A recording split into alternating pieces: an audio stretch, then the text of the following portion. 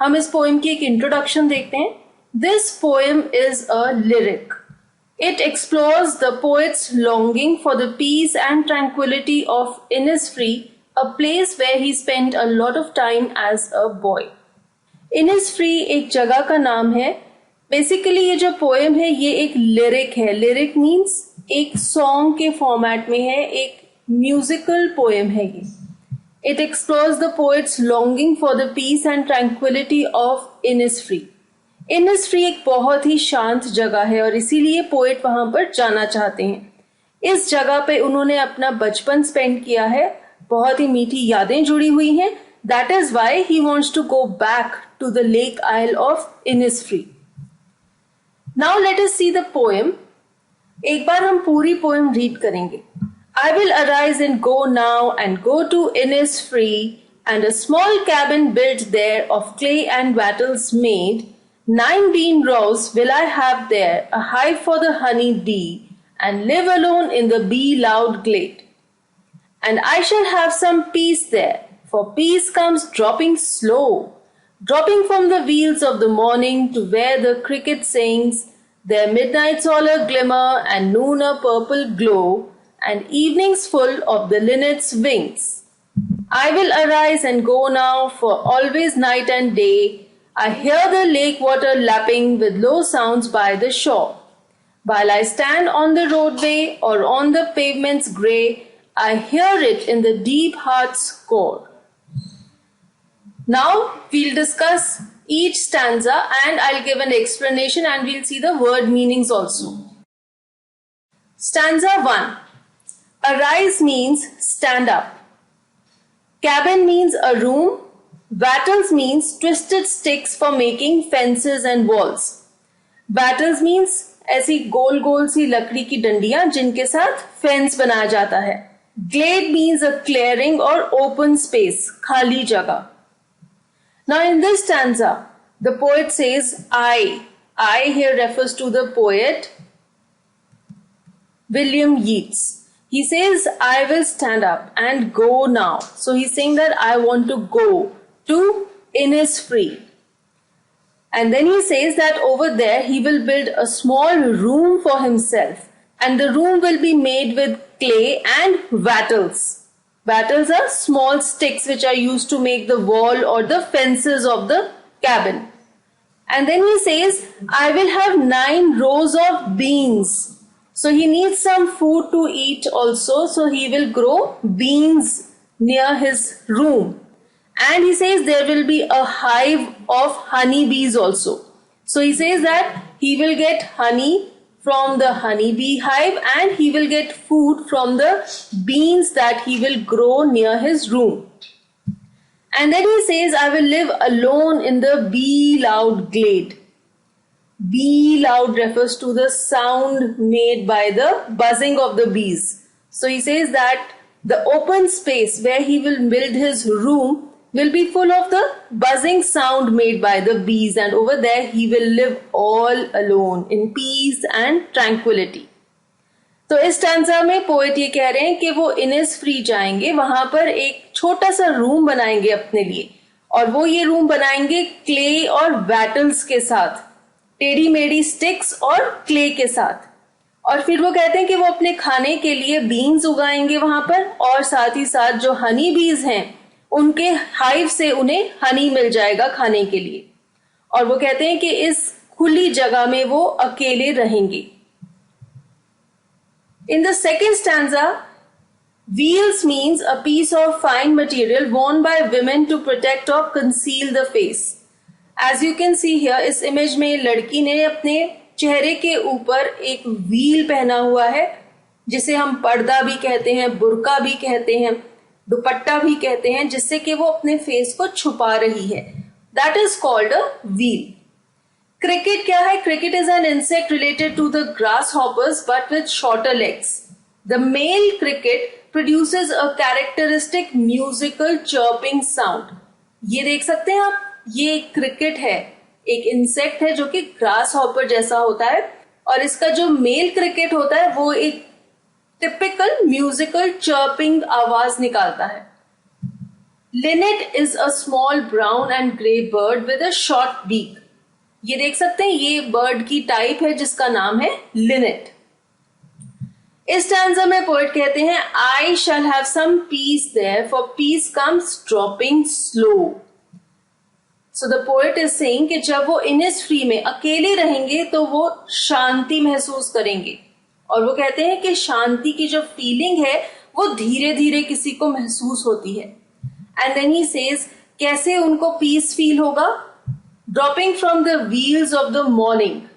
सुबह के टाइम जब क्लाउडी सा वेदर होता है, धुंधला सा दिखता है, तब उन्हें ऐसे लगेगा कि सुबह ने एक व्हील पहना हुआ है, अपने आप को छुपाया हुआ है, और वो चीज देख के उन्हें पीस महसूस होगा. To where the cricket sings. और फिर वो कहते हैं कि सुबह के टाइम जब ऐसा धुंधला सा एटमॉस्फेयर होता है और ये जो मेल क्रिकेट इंसेक्ट है ये अपनी आवाज में गाना गाएगा, उसकी आवाज उन्हें शांति देगी. Their midnights all a glimmer. Glimmer means something which is shining. और वो कहते हैं कि मिडनाइट को यानी कि आधी रात को जब वो ओपन स्काई देखेंगे अपने ऊपर, उसमें चमकते हुए जो तारे हैं उनकी शाइन उन्हें पीस देगी. And Noon a purple glow. दोपहर का जो टाइम है तब क्या होगा, सूरज की जो रोशनी है वो पर्पलिश कलर की होगी और उसकी जो चमक है वो भी उन्हें पीस देगी. And evenings full of the linnet's wings. Linnet मैंने बताया एक छोटी सी चिड़िया जो कि ब्राउन और ग्रे कलर की होती है. शाम के समय वो कहते हैं जब वो आसमान में लिनेट बर्ड को उड़ता हुआ देखेंगे तब भी उन्हें पीस महसूस होगा. तो ऐसे पोएट यहाँ पर इस स्टैंजा में हमें ये बता रहे हैं कि दिन के अलग अलग टाइमिंग्स में कैसे उन्हें धीरे धीरे शांति का एहसास होगा. सुबह के टाइम जब धुंध होगी और उन्हें क्रिकेट इंसेक्ट की आवाज सुनाई देगी, उससे उन्हें शांति मिलेगी. आधी रात को जब वो आसमान में चमकते हुए तारे देखेंगे, that will give him peace. दोपहर को जब सूरज की रोशनी पर्पलिश ग्लो देगी, that will be peaceful. And in the evening when he will see the sky full of small birds flying in it, that will be peaceful and relaxing to his mind. और यही सब कुछ देखने के लिए वो Innisfree जाना चाहते हैं. In stanza 3 he says, I will arise and go now for always night and day. Night and day means all the time. Lapping means striking, hitting something. Heart's core means the innermost part of the heart. आपके दिल की गहराइयां. तो इस stanza में poet कह रहे हैं कि मैं खड़ा हूंगा और अब मैं इनिसफ्री जाना चाहता हूं, क्योंकि हर समय, night and day means all the time, हर समय उन्हें लेक के पानी की आवाजें सुनाई देती हैं. जब लेक का पानी लेक के किनारों से टकराता है तो जो आवाज प्रोड्यूस होती है वो आवाज पोएट को हर वक्त सुनाई देती है और वो पोएट को लेक की तरफ अट्रैक्ट करती है. और फिर वो कहते हैं while I stand on the roadway or on the pavement's gray, I hear it in the deep heart's core. वो कहते हैं कि मुझे अपने दिल की गहराइयों तक ये आवाज सुनाई देती है. जब भी वो सड़क के किनारे या फिर किसी भी पेवमेंट पर खड़े होते हैं तो उन्हें ऐसा लगता है कि वो लेक इनिसफ्री के किनारे पर खड़े हुए हैं. और वही आवाज जो कि लेक के पानी की किनारे पर टच होने पर प्रोड्यूस होती है, वो आवाज पोएट के दिल की गहराइयों तक उन्हें सुनाई देती है. तो इस पोएम में पोएट हमें अपनी दिल की फीलिंग्स बता रही हैं. वो लेक इनिसफ्री क्यों जाना चाहते हैं, उन्हें वहां पर बहुत शांति महसूस होती है, वो वहां पर अकेले रहेंगे, एक घर बनाएंगे अपने लिए. और फिर वो कहते हैं कि लेक का पानी जब किनारों पर टच होता है तो जो आवाज प्रोड्यूस होती है वो उनकी दिल की गहराइयों में बसी हुई है और उन्हें सुनाई देती है. Now we will discuss the literary devices used in this poem. सबसे पहले देखते हैं इसकी राइम स्कीम क्या है. राइम स्कीम पूरी पोएम में सेम है. राइम स्कीम है A B A B. Innisfree और हनी बी राइम कर रहे हैं, मेड और ग्लेड राइम कर रहे हैं. तो राइम स्कीम है A B A B. Next है इंस्टेंस ऑफ एलिट्रेशन. Alliteration क्या है?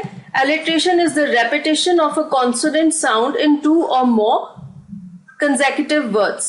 यहां पे देखिए hive और honey bee, her sound repeat हो रहा है. इस पोएम में repetition भी देखने को मिलती है.